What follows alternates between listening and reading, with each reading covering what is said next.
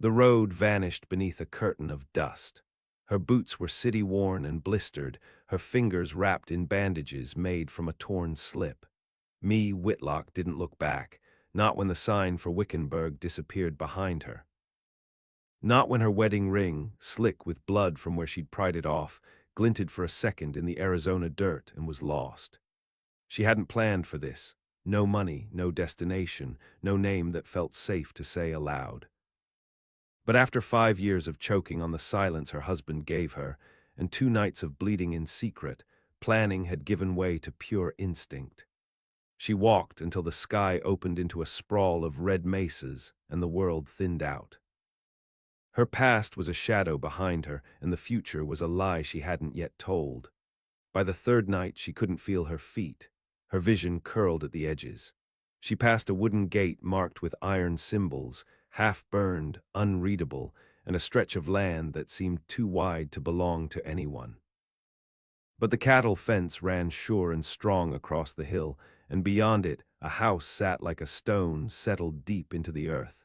She fainted before she reached the porch. She woke to the scent of leather and sage. Her head rested on something warm, a dog maybe. A heavy wool blanket wrapped around her body, and the fire crackled steady nearby. She didn't open her eyes at first, not until the door creaked. The man who stepped inside had eyes like storms caught in dusk. Gray but not dull, he said nothing, just crossed the floor with a bowl and crouched by her side.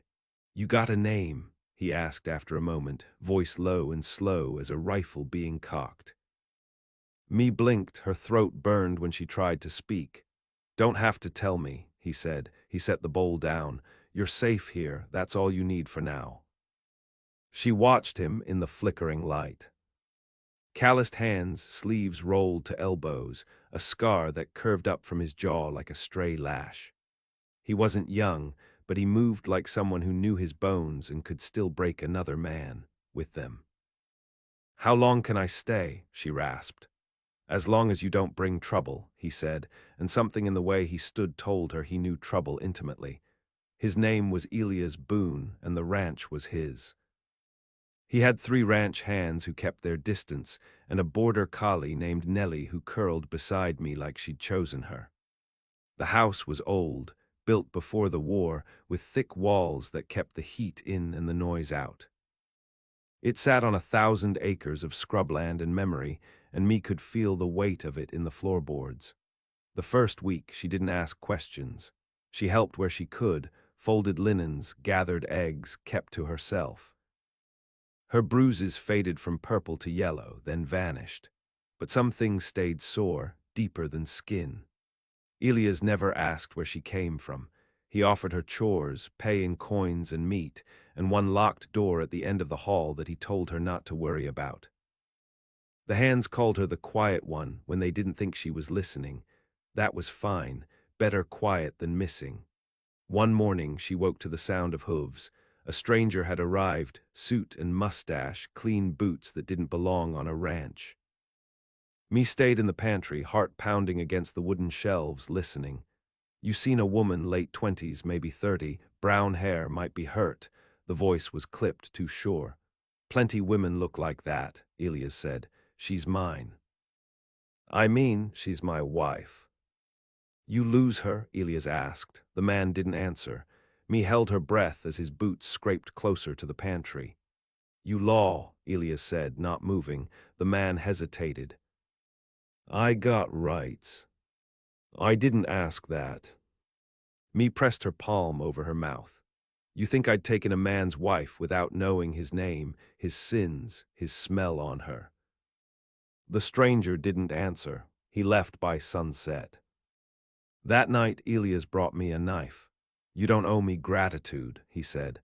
"But you stay here, you pull your weight, and you keep that close. Ain't all trouble comes with a face."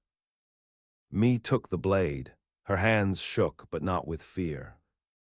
For the first time in months, it felt like she had a spine. Spring turned the hills green for 3 brief weeks. Me took to rising early, her fingers in the soil before the sun crested the butte. She learned to shoot from Elias' oldest hand, a woman called Reba who wore a wide-brimmed hat and smoked cheroots like they were medicine.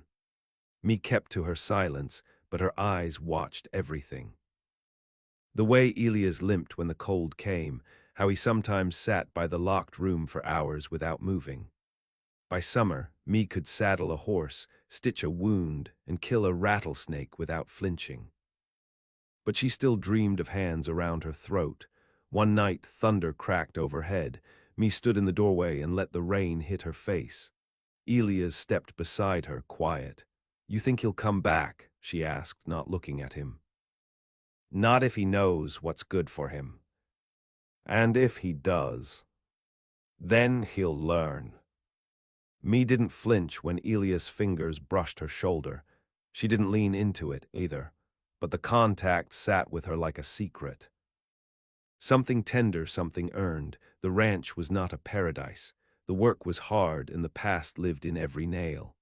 But it was hers now, too, not by blood or name, but by grit. She was no longer me Whitlock, the senator's wife. Not anymore. Out here she was just me, and she was not afraid. Elias didn't speak of the past, and me didn't ask. But every now and then, something cracked through the quiet. An old photograph fallen from a book, a rifle polished too often for a man who claimed peace, or the way he watched the edge of the property as if waiting for ghosts. The ranch lived in cycles, calving, branding, flood, drought. Me bent to each rhythm without complaint. She slept little, dreamt less.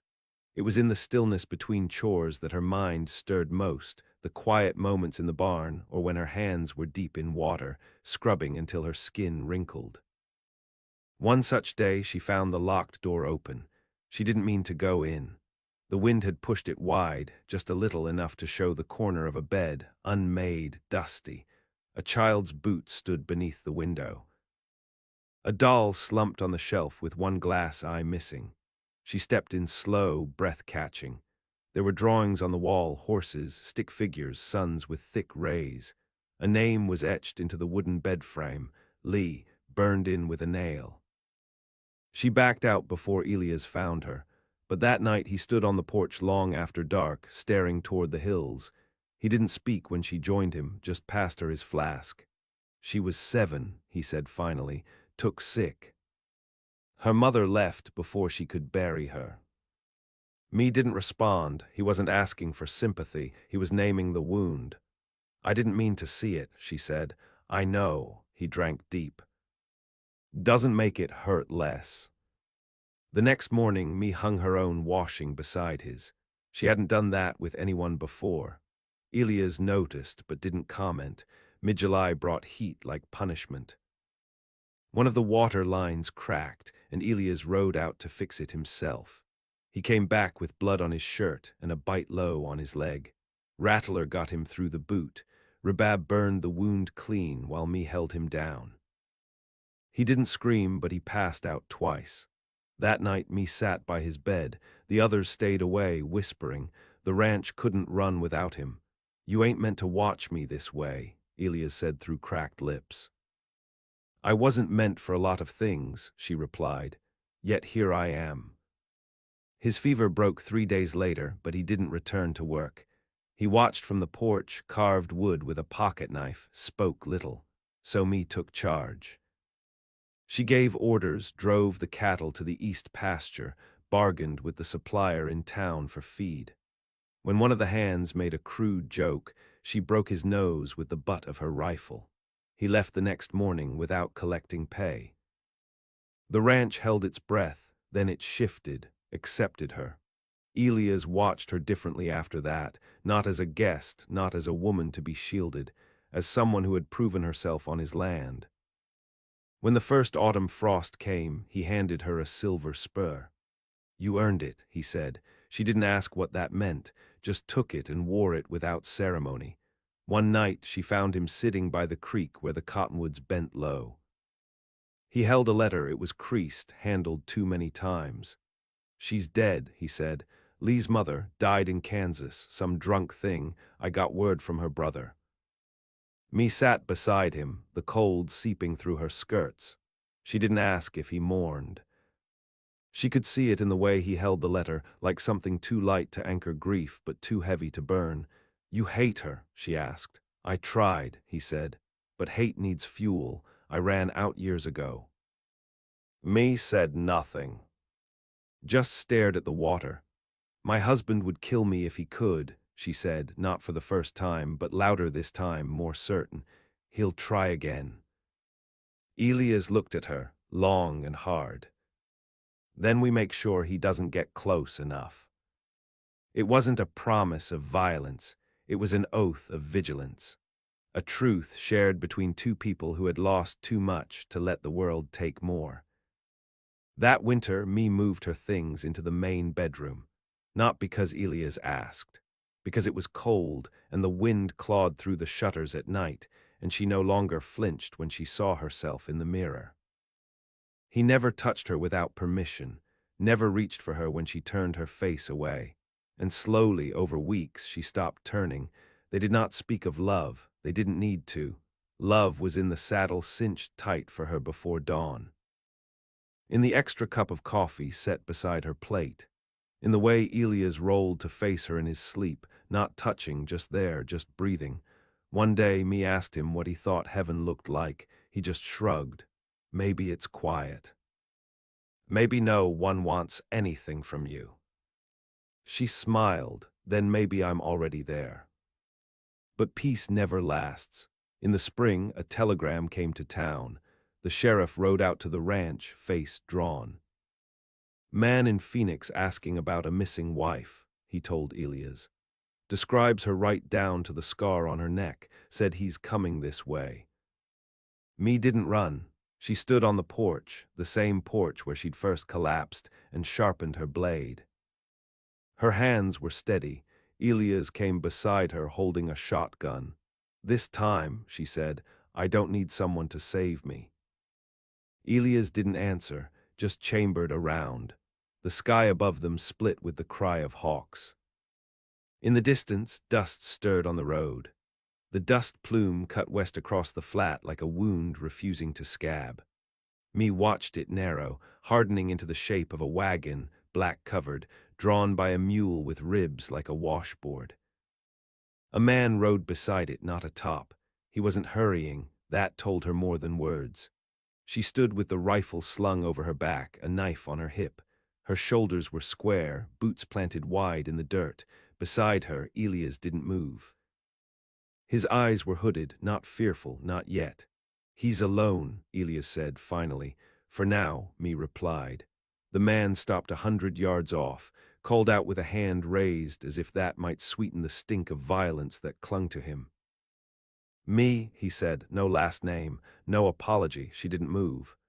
"You gonna talk to me, or make me yell your sins in front of strangers?" Elias stepped forward. "You're trespassing," he said. The man chuckled like it was all too much bother. "You the new one?" he asked. "She collect men now, is that how she runs?" "She runs fast," Elias said, "and hard, and for a reason." Me stepped down from the porch. Every eye on the ranch turned toward her. "Go back to Phoenix, Jack," she said, voice steady as the rustle of dry grass. "You walk any closer, you won't leave the same." Jack tilted his head. "You always were a little dramatic." She touched the hilt of the knife. "You always were a coward." Jack's eyes sharpened. For a second the charm slipped and the wolf showed his teeth. "You think this ends with you standing. That ranch can't save you." "It didn't save me," Me said. "I did."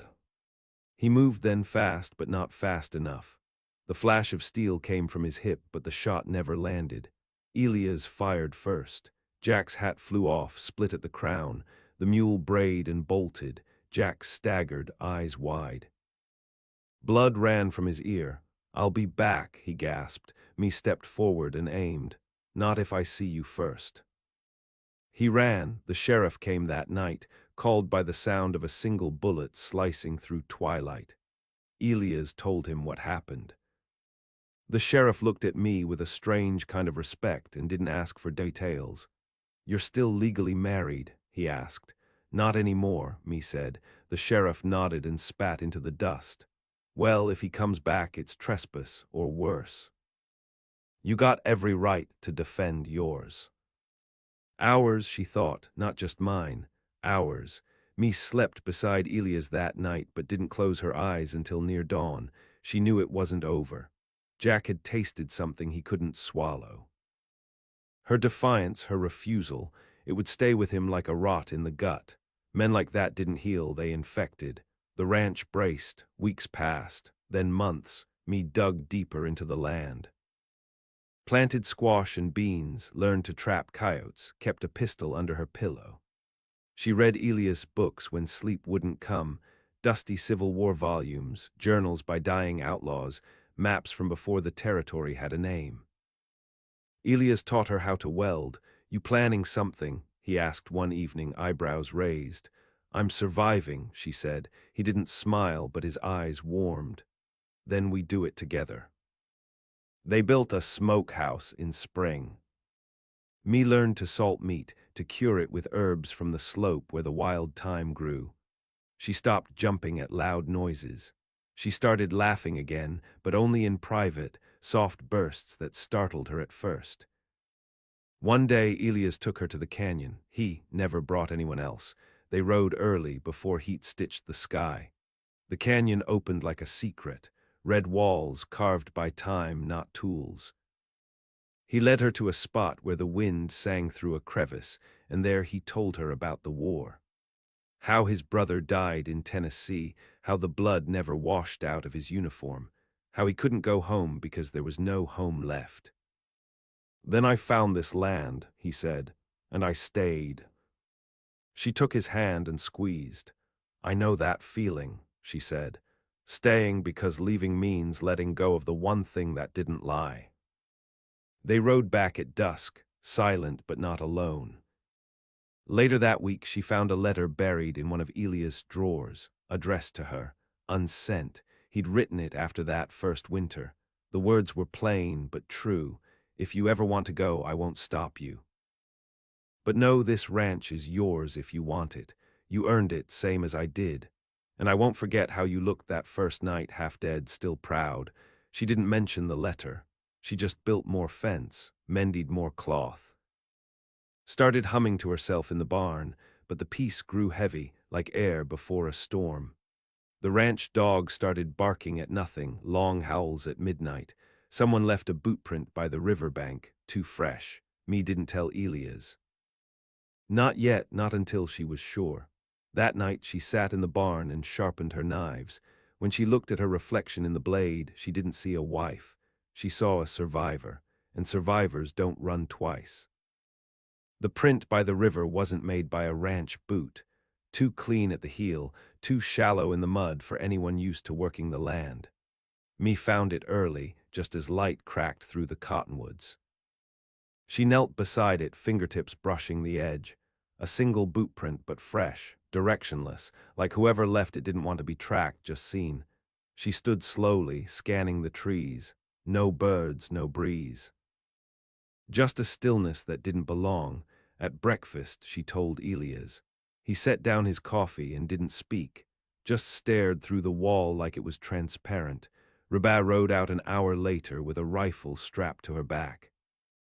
She circled the northern ridge, came back by noon. No tracks going east, she said, but something spooked the horses in the lower pasture. Fence was cut clean, wire sliced like a razor. Me felt it then, not just a threat, but a hunt. Slow, patient, personal. Jack hadn't run, he'd retreated. That night Elias walked the perimeter twice. Me didn't sleep. She sat by the stove with her boots on and the shotgun across her lap. At dawn they found the mule. It was hers, the one Jack had ridden in on months ago. Starved, trembling, spine bent like a broken yoke. A message carved into its flank with a knife. Wife.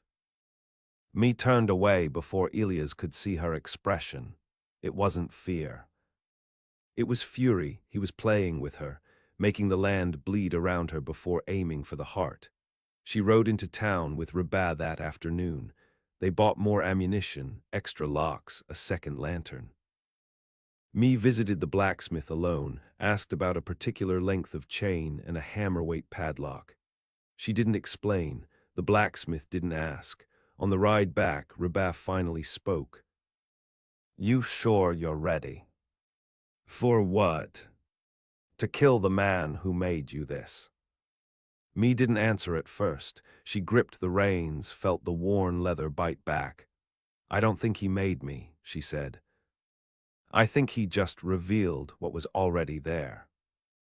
When they got home, Elias had built a second barricade behind the main gate. Pine timbers stacked with wire, old wagon wheels jammed at the corners for cover. Me helped him reinforce the doors with iron nails. The ranch turned into a fortress. The hands stopped sleeping in the bunkhouse.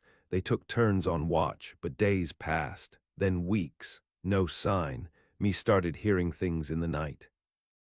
A soft cough behind the barn, a laugh cut off too quick. She never found footprints, no broken twigs, just the sense of something out there waiting. Then one morning the well ran dry. Elias and me rode out, followed the pipe a mile uphill. Found the source sabotaged, rocks shoved into the basin, metal punctured in two places with a thin blade. "Close," Elias said, scanning the ridge.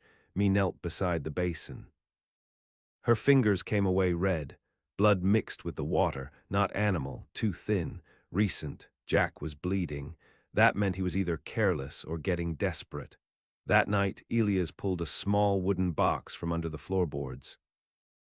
Inside were 3 revolvers, cleaned but worn, and a set of silver bullets. Me picked one up. "You believe in monsters?"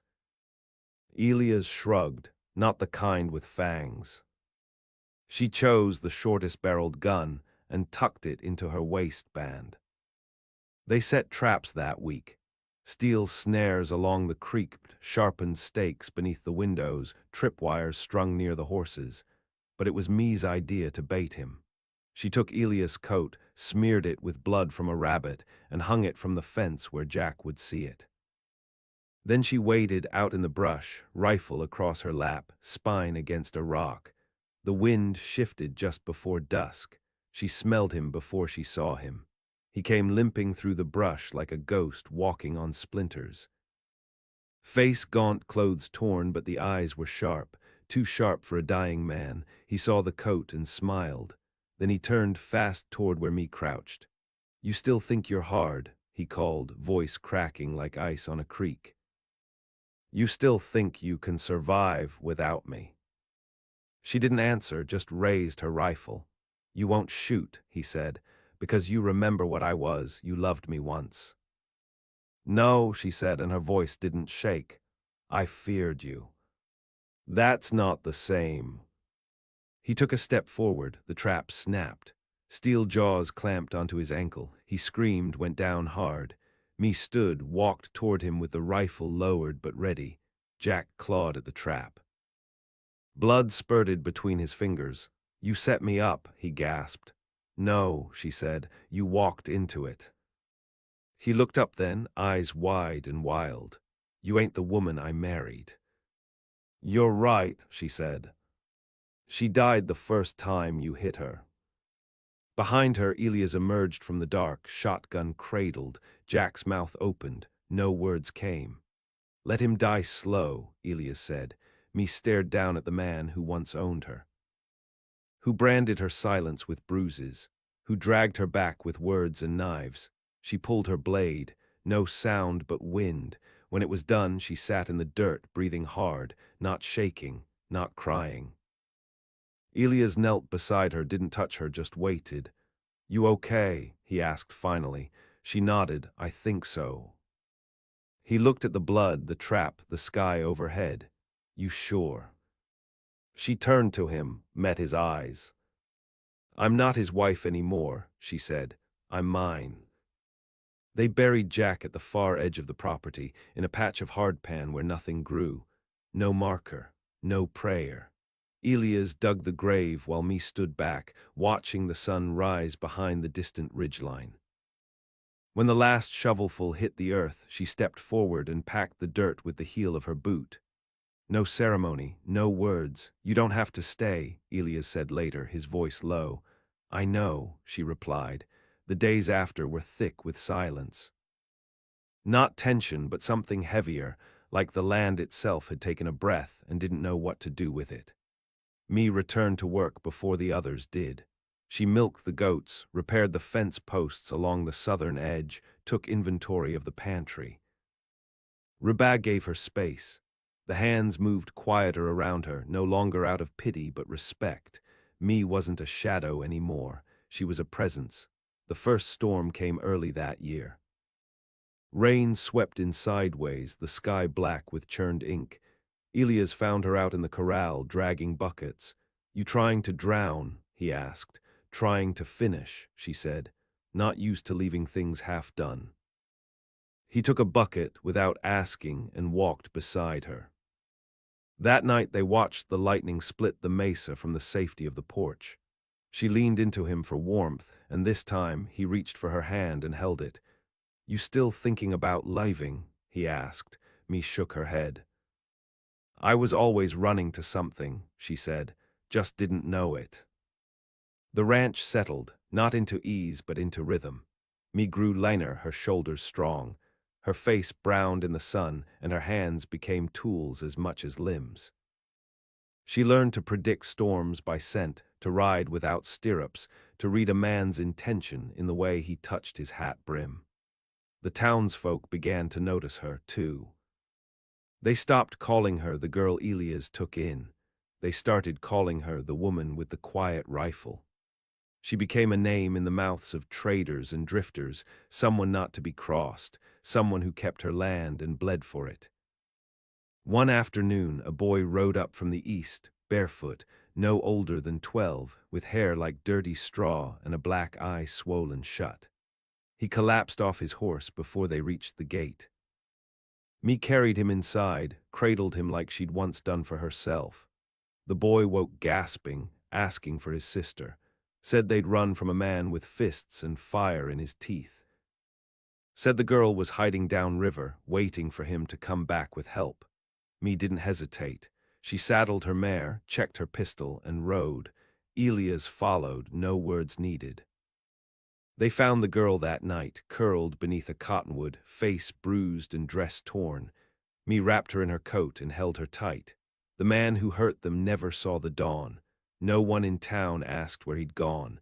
Me took the siblings in. Rabah helped raise them, taught the boy how to tend the barn and the girl how to whistle through her teeth. Me didn't speak of her own scars, but when the girl flinched at thunder, she held her and whispered truths into her hair. You're not weak, she said. You're just waiting to become dangerous.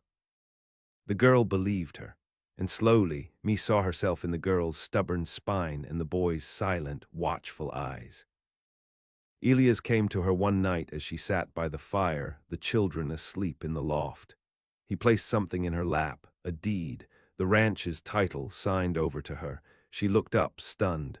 You're giving it away. No, he said. I'm giving it a future. Me stared into the fire, her throat tightened, but she didn't cry. This place saved me, she said. No, Elias replied. You saved yourself. The ranch just held still long enough for you to find out. He kissed her then, not out of pity or protection, but because she wanted it. They didn't marry, no papers, no preacher. But the ranch whispered their vows every time the wind swept the grass and the gates creaked open. Me never changed her name.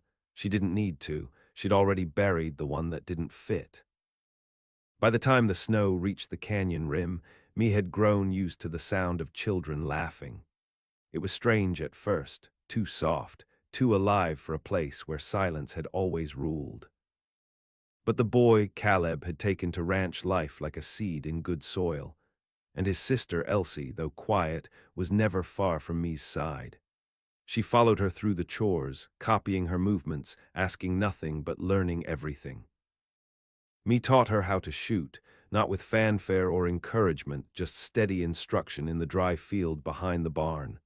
They used tin cans at first, then apples, then nothing but wind.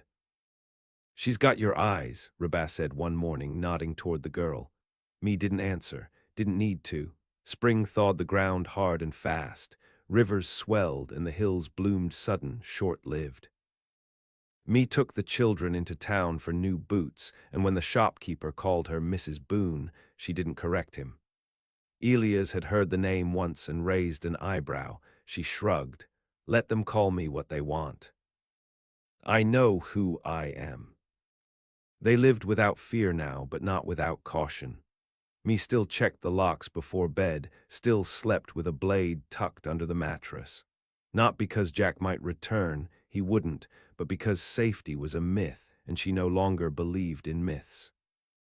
Late one evening, a rider arrived from the south, thin, rag-worn, and coughing blood. Me met him at the gate with her rifle loose in hand. He held up a letter, sealed in wax, stamped with an unfamiliar crest. From Yuma, he rasped. Some judge wants your word on a matter about a man found dead near the Gila River. Woman claims he was her husband, says you might know something. Me read the letter by lamplight. It was Jack's first wife. A name she'd never heard, tied to a ghost she hadn't known existed. The woman claimed he'd hurt her too, claimed he left her broken in ways the law had no names for. Now she wanted to bury him. Needed someone, anyone, to vouch that he was the man they said he was. Me didn't hesitate. She rode south the next morning. Elias stayed with the children. Rabah rode beside me, as she always had when storms threatened.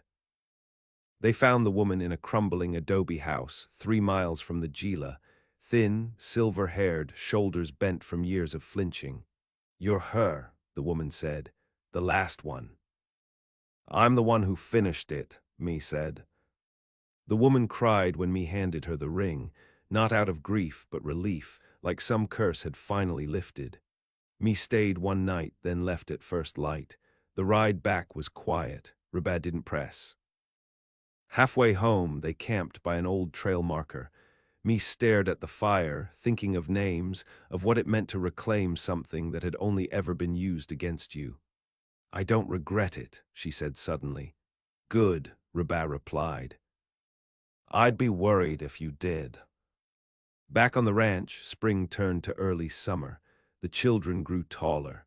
Caleb could rope a calf clean by the horn. Elsie had taken to wearing a small knife at her waist, just like me.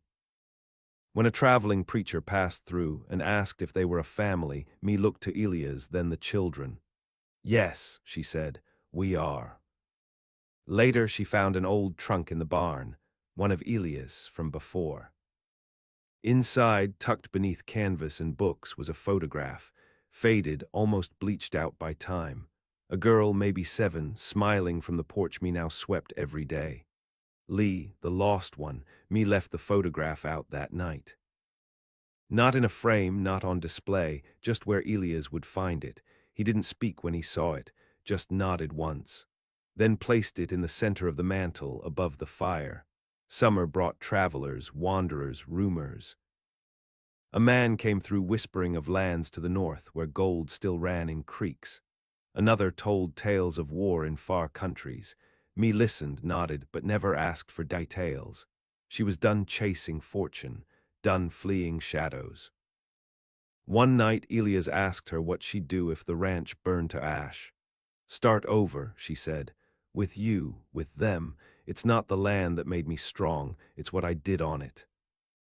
He kissed her with that same quiet certainty, like every moment between them was still being earned. And me believed for the first time that love wasn't weakness. It was choosing, over and over, to stay, to fight, to rebuild. The fire came in late August. No lightning, no accident. Just dry wind and flames rising fast from the eastern ridge. Me saw the smoke before the others, just a thin curl at first, then a black column twisting skyward like a curse escaping the earth. She was in the south pasture, checking the fencing. By the time she galloped back, the air already smelled of char. The sky turned orange and ash rained like snow. Elias didn't ask how it started. He gave orders, clear and sharp. Rabah led the cattle west. Caleb filled barrels. Me took Elsie by the hand and ran to the barn. They worked without speaking, buckets to the roof, blankets soaked and draped across windows. By sundown, flames licked the edge of the property. Not yet touching, but close enough to taste fear, Me tied her kerchief across her mouth. The girl stayed at her side, wide-eyed but steady. "What do we do?" Elsie asked. "We fight," Me said. "And if we lose, then we build again." The fire didn't break until morning, not until the sky cracked open and the wind turned on itself, driving the worst of it east. The ranch didn't burn, but the edge of the north field was lost. 3 calves, 2 sheds, and half the peach grove were gone. Smoke hung low for days, choking everything in silence. They buried what they had to, repaired what they could. Me spent that first morning walking the line of ash alone. Her boots sank into blackened soil. Nothing spoke, not even the birds. She stopped by the grave on the edge of the land, Jack's, and spit once, not out of hatred anymore, just to mark it, to remind the dead that the living still chose. Rabah found her there an hour later. "You think it was him?" she asked. "No," Me said. "He's too dead to light matches, but someone like him maybe." Rabah nodded. A man he owed, or a man like him trying to send a message. Me didn't reply. The truth was, it didn't matter. Fire didn't need a name, only dry wood and silence. Back at the house, Elsie had drawn something, a sketch on the back of an old invoice. It showed the ranch, but bigger, rebuilt. A second barn, a new fence line. The words "ours" scrawled in the corner. Me put it on the wall. Weeks passed. The orchard began to green again. Shoots poked up through the black soil like small rebellions. One night, Elias handed me a ring. Silver, shaped like the spur he'd given her that first year. "No stone, just weight. You don't need to wear it," he said, but I needed to give it. Me turned it in her fingers. "I'll wear it," she said, "but not as a wife." He raised an eyebrow. "As a partner," she said, "as someone who didn't just survive this place, someone who made it answer." He smiled, and it wasn't bitter. In the fall, they took in 2 more girls, orphans from downriver, left after their mother died from fever. Me didn't ask questions. She showed them where the blankets were, let them name the animals. And at night, when the wind creaked the windows and the coyotes sang, Me stood at the porch with her rifle and her stories. She no longer dreamed of blood, she dreamed of fences holding, of small hands pulling up carrots, of laughter inside walls that used to echo with ghosts. She'd come to this place looking for nothing but escape. What she found was a crucible. A fire that hadn't burned her away, but burned her clean, and what remained was sharper, stronger, and unwilling to be buried. Me never returned to the city. Her name faded from the legal ledgers and the gossip pages. But in the land where the wind speaks low and the sun cuts clean, she became something harder to erase. A reckoning. A woman who rose not from love, but from the ash of her own ruin, and built, with calloused hands and steady heart, a life no man could take.